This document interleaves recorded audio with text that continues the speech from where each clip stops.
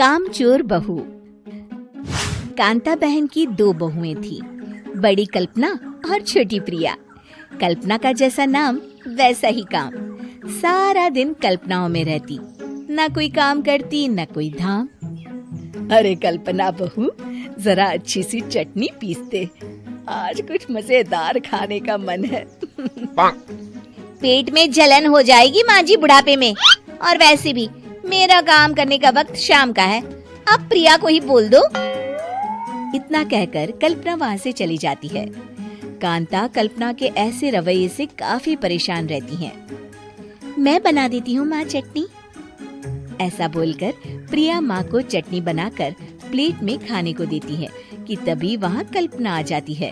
अरे वाह चटनी, जरा चख कर तो देखूं, बड़े दिन हो गए।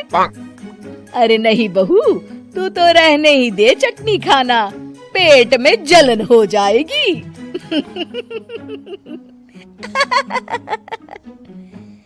इतना कहकर कांता और प्रिया दोनों हंसने लगते हैं। कल्पना सारा दिन या तो मोबाइल में यूट्यूब देखती या फिर सोती रहती। उसका कमरा भी बिखरा और गंदा रहता।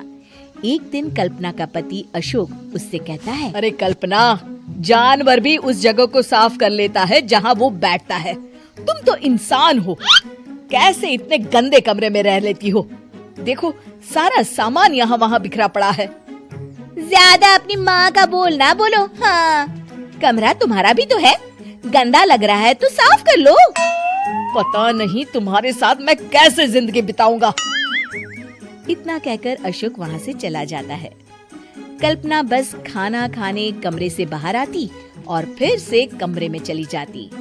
इससे कांता बहन काफी परेशान रहती। एक दिन प्रिया कांता से कहती है, माँ, मैं सारा दिन काम करके थक जाती हूँ, आप कल्पना दीदी से कहिए ना कि सुबह और शाम का काम बांट ले। मैं तो अब सिर्फ एक वक्त का ही काम करूँगी। हाँ। अरे तू वो भी ना करना, एक बहू तो कामचोर थी ही, दूसरी भी आ गई काम ना करने के बहाने लेकर। तभी वहाँ प्रिया का पति रमेश आ जाता है। माँ, मैं देख रहा हूँ भाभी कोई काम नहीं करती, प्रिया सारा दिन घर और रसोई का काम करती है, अब कुछ करो ना माँ। कांता मन में कुछ सोचती है और कल्पना के पास जाती है। कल्पना फोन पर मेकअप करना देख रही होती है। कल्पना, तुम सारा दिन बस मोबाइल देखती हो, घर का कोई काम भी कर लिया करो। प्रिया सारा दिन काम करके थक जाती है। आज से मैंने फैसला किया है, एक वक्त का काम तुम करोगी, सुबह का खाना तुम बनाओगी और रात का प्रिया। आप लोगों ने काम को हवा बना रखा है। अरे पता नहीं थोड़ा सा ज्यादा काम करने में आप लोग घबरा क्यों जाते हैं। और हाँ, बहुत ज्यादा प्रिया की तारीफ मत करिए मेरे सामने, बड़ी बहू तो मैं ही रहूंगी। मैं कुछ नहीं जानती, कल सुबह मुझे वक्त से खाना चाहिए, रसोई में आ जाना, वरना कल से तुझे खाना नहीं मिलेगा। अगली सुबह कल्पना रसोई में नहीं आती है।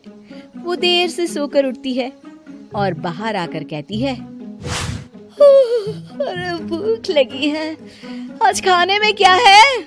इतनी देर हो गई, आज किसी ने मुझे उठाया भी नहीं, पता नहीं कहाँ है सब। कल्पना को घर में कोई नहीं दिखता। वो रसोई की तरफ जाती है जहाँ बड़ा सा ताला लगा होता है। अरे रसोई में ताला? ओ, मैं तो भूल ही गई थी। माँ ने आज से सुबह का खाना मुझे बनाने को कहा था। हे भगवान, इतने लोगों का खाना बनाना क्या आसान है? तभी घर के सारे सदस्य बाहर से वापस आते हैं। वाह माँ जी, मजा आ गया छोले भटूरे खाकर। मेरे मुंह में तो अभी भी स्वाद आ रहा है। अरे कल्पना, तेरे भरोसे रहते तो हम तो भूखे ही रह जाते। कल्पना को बहुत गुस्सा आ जाता है। अब बहुत हो गया, आज से मैं अपनी रसोई अलग कर रही हूँ, मैं अपना खाना खुद बना लिया करूँगी।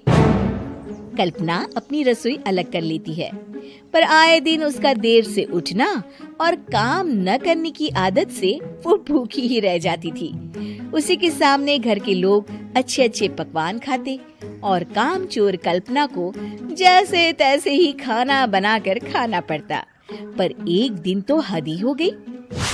माँ, दीदी आज सुबह से कमरे से बाहर नहीं निकली, हमें जाकर देखना चाहिए।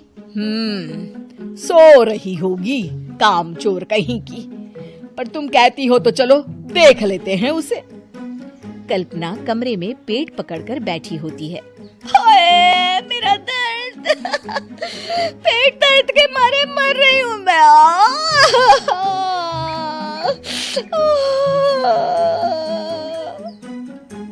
अरे दीदी, क्या हुआ? पेट में दर्द क्यों हो रहा है? डॉक्टर को दिखाया आपने? माँ। कल्पना खड़ी होती है और माँ जी के पास आती है। मुझे माफ कर दीजिए, अब से मैं सारे काम में मदद करूंगी, कभी आलस और काम चोरी नहीं करूंगी। हाँ हाँ, वो तो ठीक है, लेकिन अचानक क्या हो गया जो तू काम करने को तैयार हो गई? काम चोर कल्पना। माँ, लगातार बासी और उल्टा पुल्टा खाना खाने के कारण मेरे पेट में इन्फेक्शन हो गया है।